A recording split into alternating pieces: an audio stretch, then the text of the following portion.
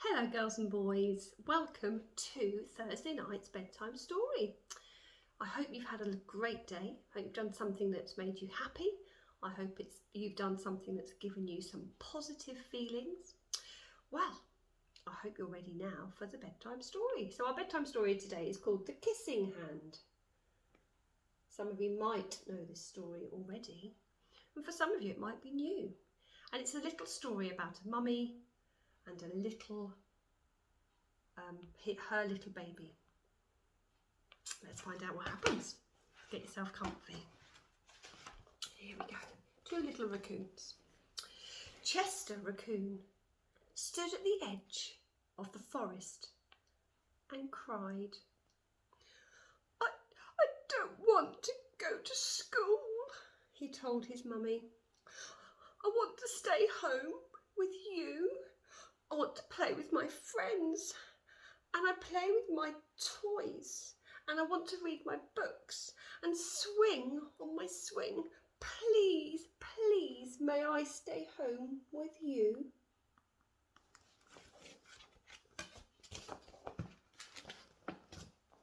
Mrs. Raccoon took Chester by the hand and nuzzled him on the ear. Sometimes we all have to do things we don't want to do, she told him, even if they seem strange and scary at first.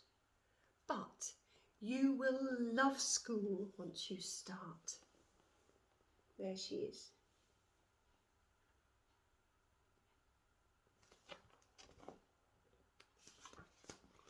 You'll make new friends and play with new toys.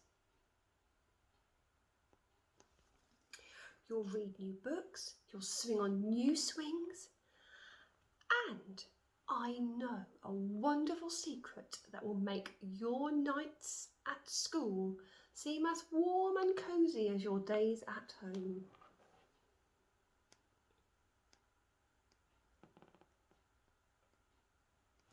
I wonder if you know why she said that the nights at school would be good. Because we don't go to school at night, do we? I wonder why she said night to the raccoon.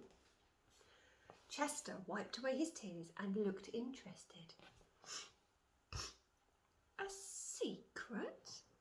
What kind of secret? Oh, a very old secret, said Mrs. Raccoon.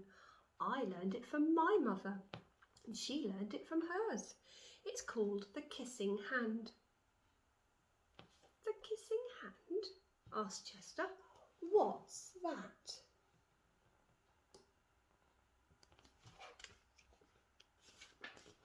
I'll show you. Mrs. Raccoon took Chester's left hand and spread open his tiny fingers into a fan. Leaning forward, she kissed Chester right in the middle of his palm, just in there. Chester felt his mother's kiss rush from his hand, up his arm, into his heart. Even his silky black mask tingled with a special warmth.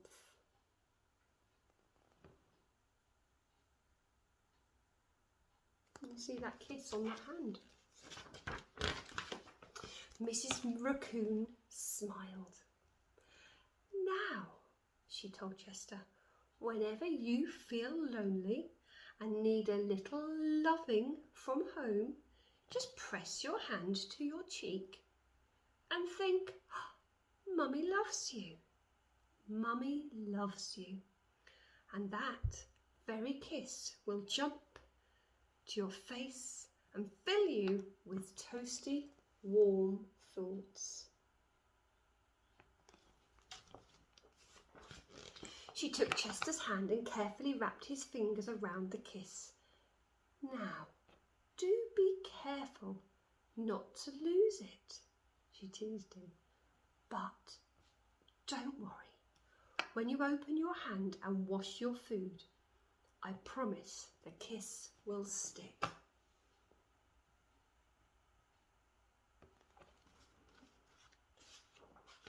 Chester loved his kissing hand. Now he knew his mother's love would go with him wherever he went, even when he went to school.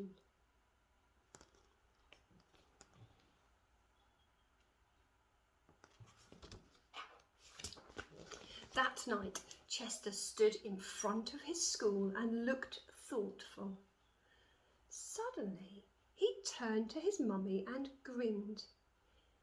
"Give me your hand," he told her.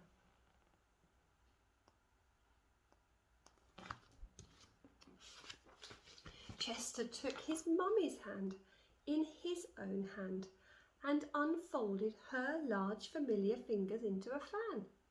Next, he leaned forward and kissed the centre of her hand.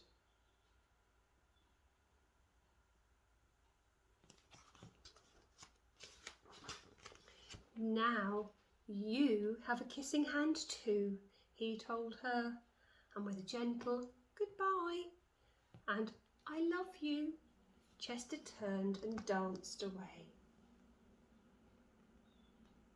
Off he goes. Mrs. Raccoon watched Chester scamper across a tree limb and enter school. And as the hoot owl rang in the new school year, she pressed her left hand to her cheek and she smiled. The warmth of Chester's kiss filled her heart with special words. "Chester loves you. Chester loves you." So the kissing hand worked for both of them. And instead of there being a school bell ringing to start the school day, they have a school owl who hoots.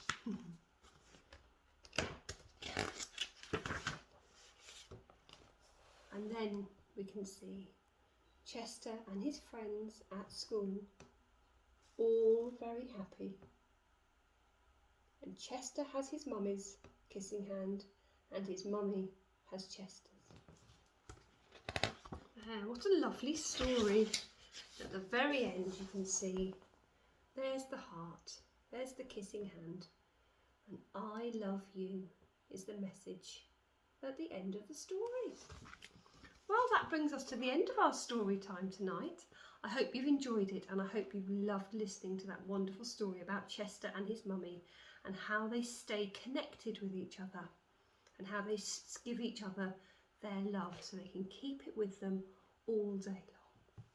Right, well, it's time for bed now, or probably nearly ready for bedtime. So I hope you've done those 3 special things. Have you cleaned your teeth? Have you got ready for bed in whatever you wear? And have you been to the toilet for the very last time tonight, so there's no getting out of bed and saying, "I need a wee," in 20 minutes' time. Right, sleep well, girls and boys. Thank you for listening to our story. Night night. See you soon.